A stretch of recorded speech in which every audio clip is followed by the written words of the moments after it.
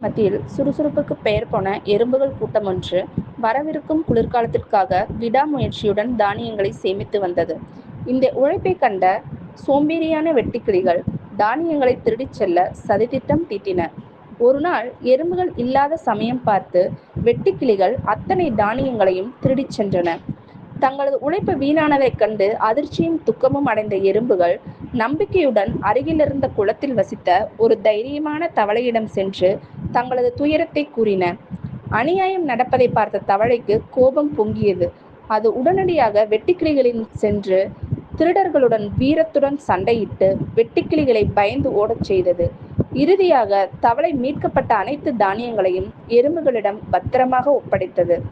கடின உழைப்பு என்றும் வீணாகாது என்பதையும், அநியாயத்தை கண்டால் தைரியத்துடன் போராட வேண்டும் என்பதையும் எறும்புகள் உணர்ந்து மகிழ்ச்சியுடன் தவளைக்கு நன்றி தெரிவித்தன.